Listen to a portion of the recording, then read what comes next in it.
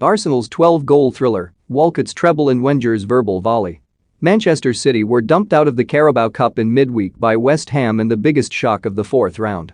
That result ended City's stranglehold of the League Cup after Pep Guardiola's side had won the trophy for the last 4 years running.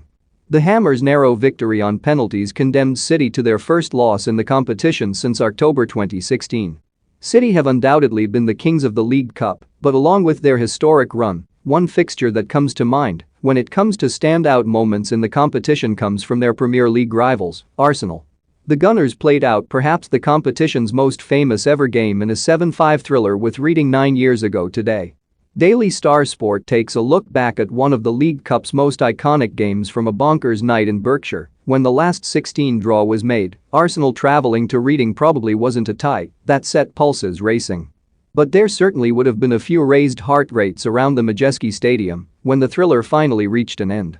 The Royals had just been promoted back to the Premier League, so any giant killing could be downplayed to a degree. One Premier League side beating another is hardly the most noteworthy of shocks. But what was a shock was Reading blitzing 4 goals past the Gunners in the opening half an hour. Goals from Jason Roberts, an own goal from Laurent Koscielny, Mikel Ligertwood and Noel Hunt looked to have sealed the Royals' quarter-final spot before the game had even reached the interval. Was this game between Arsenal and Reading the greatest cup clash ever?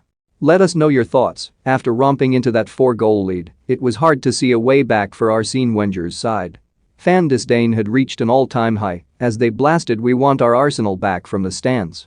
Theo Walcott have the Gunners a glimmer of hope by netting an added time before the break, but they still had it all to do. Arsenal were rejuvenated after the break and Olivier Giroud had the home fans nervy when he netted just past the hour to make it 4-2. They couldn't, could they? The answer was no. Or at least, you'd be forgiven for thinking that, considering that was how the score remained until the 89th minute when Koscielny managed to find the net at the right end. 4-3. Surely not, but Walcott picked his moment to strike at the death to cap a remarkable fightback, leaving the away end in raptures and the home support in tatters. Walcott's strike sent the game into extra time, although someone could told poor Olivier Giroud, who threw his shirt to a fan thinking the game was done and then had to sheepishly go and grab it back. Another half an hour of chaos ensured following Walcott's late leveler, with Marouane Chamakh completing the turnaround by netting just before the break in extra time to send the Gunners into the lead for the first time on the night. Big Royals striker Pavel Pogrebnyak struck to make it 5-5 before a truly bonkers game got the grandstand finish it so sorely deserved.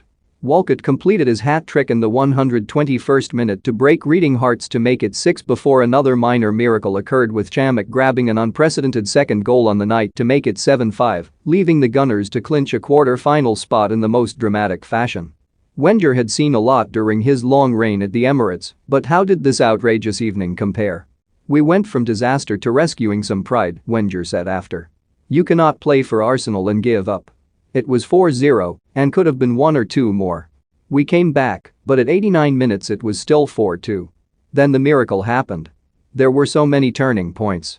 Our first goal before halftime was important. It's my first 7-5.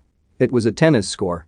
Despite stealing such a memorable win, the Frenchman still found the time after his delightful tennis quip to give Arsenal fans who had ditched the game at 4-0 a verbal volley. "A big part stayed and supported us, and I give them credit. I give the ones who left less credit. This was maybe my greatest comeback. The League Cup is not my priority, but had we gone out like we could have gone out, it would not have been one of my proudest nights. But it ended up being one of the most memorable nights of his reign, and in a cup competition which, despite contrary belief, always delivers. Long live the